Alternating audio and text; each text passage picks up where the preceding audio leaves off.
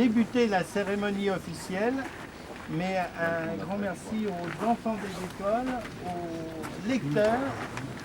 Et je voulais, avant de commencer la cérémonie officielle, excuser Sandrine Sanzaski, qui est notre conseillère départementale, mais comme vous l'imaginez, elle est dans une autre commune à cet instant, et elle viendra nous rejoindre dès que possible.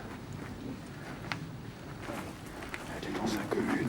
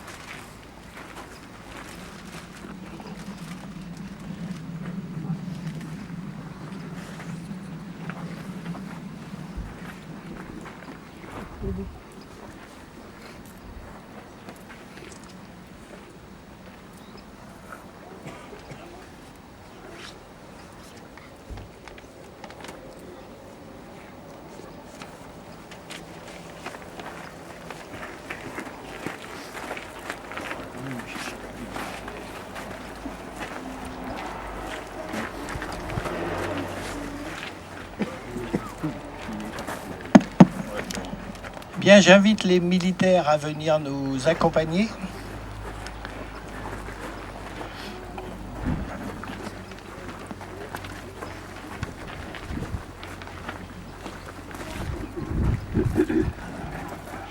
Le plus gradé des pompiers.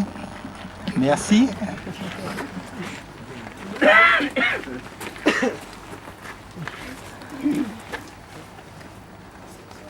Bien, donc c'est Guidaine, président des anciens combattants, qui va s'exprimer en premier.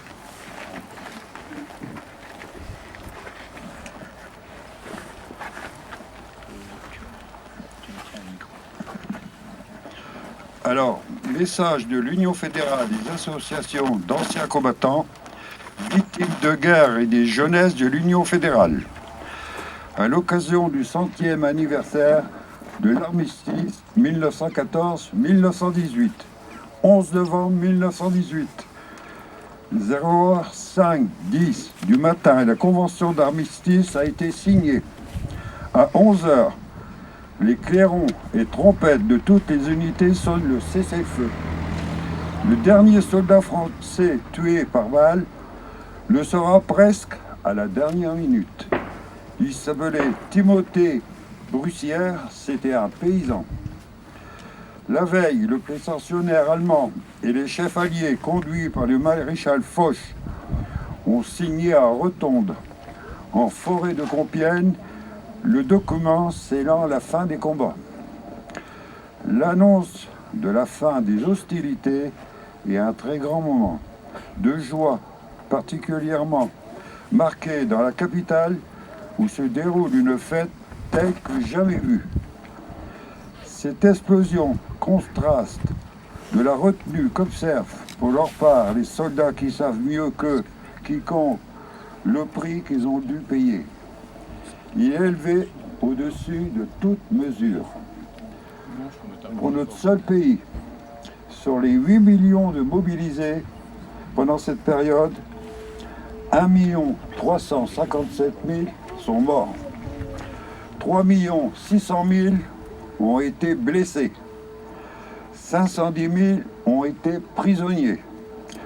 On a du mal à imaginer toutes les conséquences induites par ce triste bilan humain, le seul irréparable pour une très grande part. Maintenant, je laisse la parole à la première idée.